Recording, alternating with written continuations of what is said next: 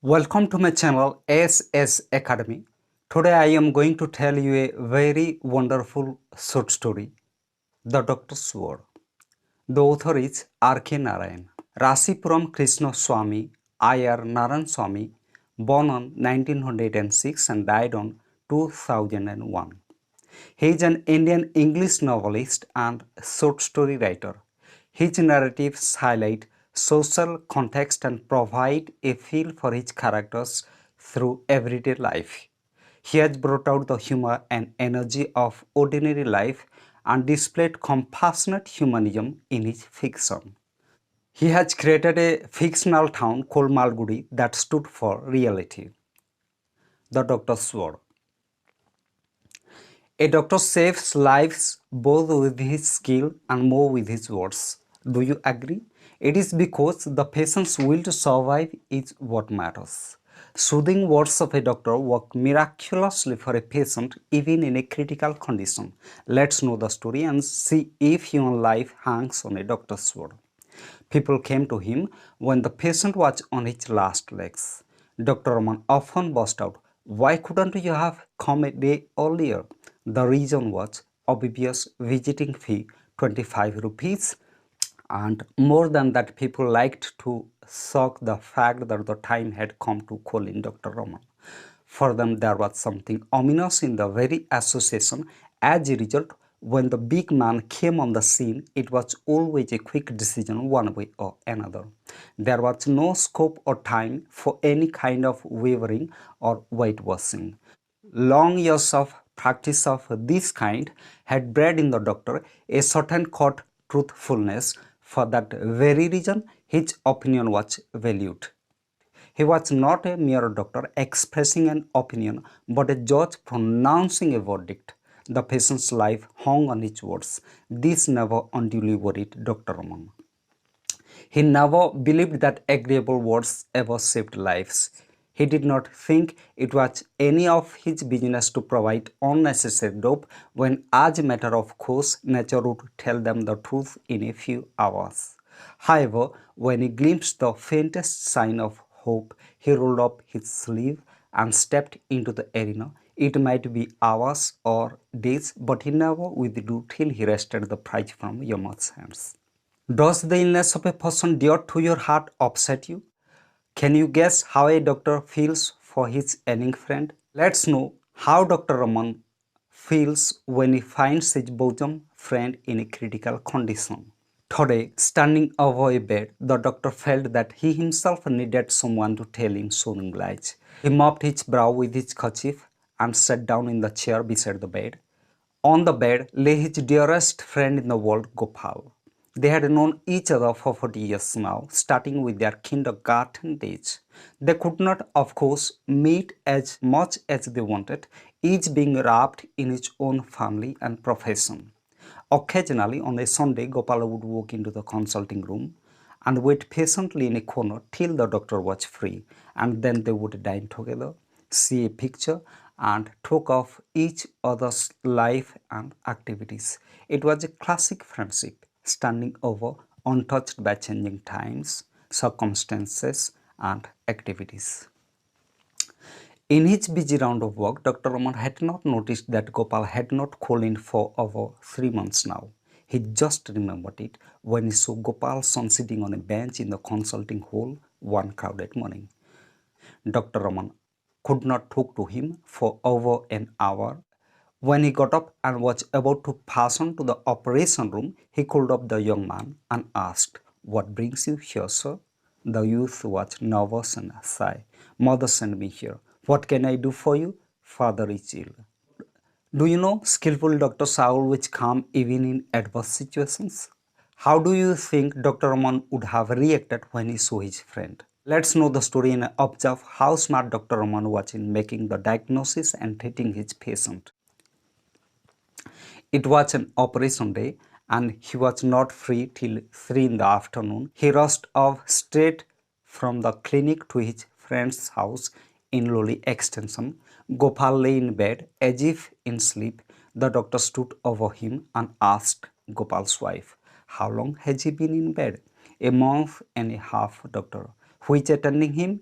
A doctor in the next street. He comes down once in 3 days and gives him medicine. What is his name? He had never heard of him. Someone I don't know, but I wish he had had the goodness to tell me about it. Why couldn't you have sent me word earlier? We thought you would be busy and did not wish to trouble you unnecessarily. They were apologetic and miserable. There was hardly any time to be lost. He took off his coat and opened his bag. He took out an injection tube. The needle sizzled over the stove. The sick man's wife whimpered in a corner and essayed to ask questions. Please don't ask questions, snapped the doctor. He looked at the children who were watching the sterilizer and said, send them all away somewhere except the eldest. He sat in the dog, sat back in his chair, and gazed on the patient's face for over an hour. The patient still remained motionless. The doctor's face gleamed with perspiration, and his eyelids drooped with fatigue. The sick man's wife stood in a corner and watched silently. She asked timidly, Doctor, shall I make some coffee for you? No, he replied. Although he felt famished, having missed his midday meal, he got up and said, I will be back in a few minutes. Don't disturb him on any account. He picked up his bag and went to his car. In a quarter of an hour, he was back, followed by an assistant and a nurse. The doctor told the lady of the house, I have to perform an operation. Why? She asked faintly. I will tell you all that soon. Will you leave your son here to help us and go over to the next house and stay there till I call you? The lady felt giddy and sank down on the floor, unable to bear the strain. The nurse attended to her and led her out. Do doctors let the near relatives know about the seriousness of their patient's condition? Dr. Raman was frank. Let's know what does he do in case of his bosom friend. At about 8 in the evening, the patient opened his eyes and stirred slightly in bed. The assistant was overjoyed. He exclaimed enthusiastically, so he will pull through. The doctor looked at him coldly and whispered, I would give anything to see him through. But the heart, the pulse has improved, sir. Well, replied the doctor. Don't trust it. It is only a false flash-up, very common in these cases. He ruminated for a while and added, if the pulse will keep up till 8 in the morning, it will go on for the next 40 years. But I doubt very much if we shall see anything of it at all after 2 tonight. He sent away the assistant and sat beside the patient. At about 11, the patient opened his eyes and smiled at his friend. He showed a slight improvement. He was able to take in a little food. A great feeling of relief and joy went through the household.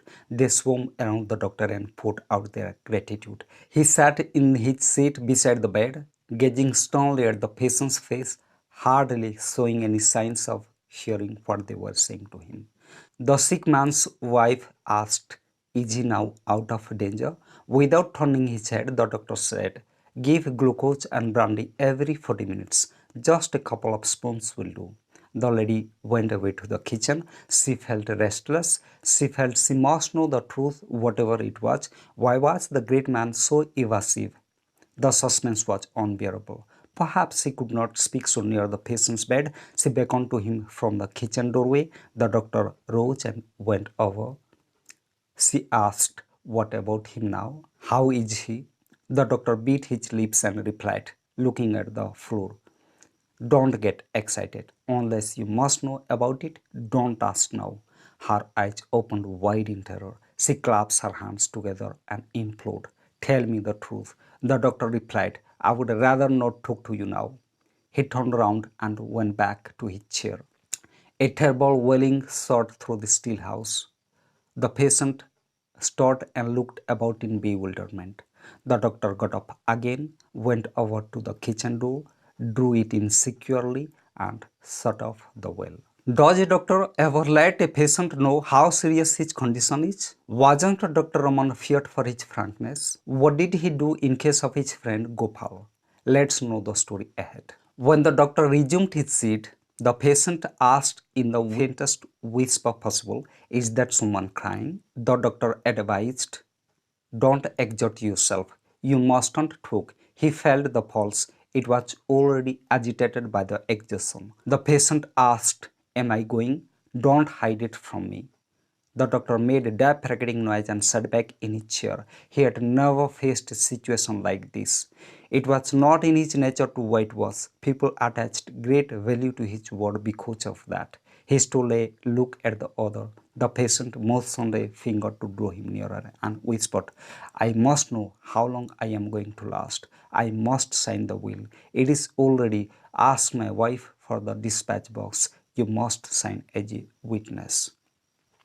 "Oh," the doctor exclaimed, "you are exerting yourself too much. You must be quieter." He felt idiotic to be repeating it. How fine it would be, he reflected, to drop the whole business and run away somewhere without answering anybody any question. The patient clutched the doctor's wrist with his weak fingers and said, "Ramu, it is my good fortune that you are here at this moment. I can trust your word. I can't leave my property unsettled. That will mean endless misery for my wife and children. You know all about Subia and his gang. Let me sign before it is too late. Tell me." "Yes, presently," replied the doctor. He walked off to his car, sat in the back seat, and reflected. He looked at his watch. Midnight. If the will was to be signed, it must be done within the next 2 hours or never.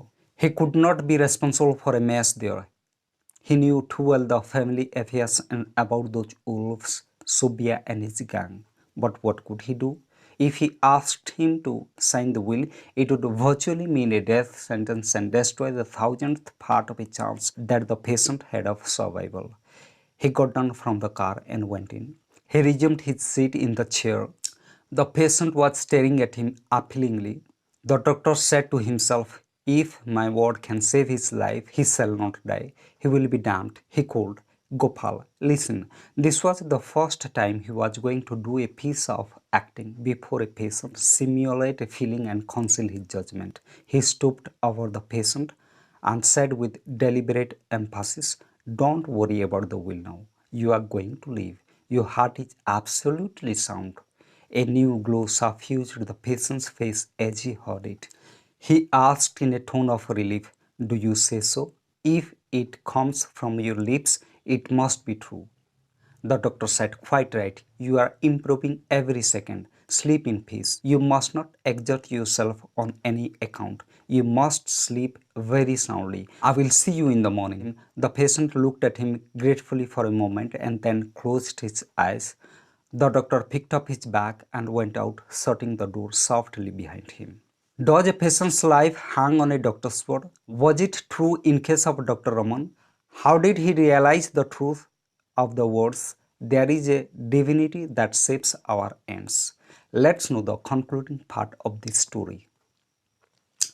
On his way home, he stopped for a moment at his hospital, called out his assistant and said, "That Lodi extension case, you might expect the collapse any second now.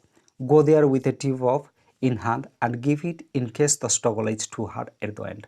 Hurry up." Next morning, he was back at Loli Extension at 10.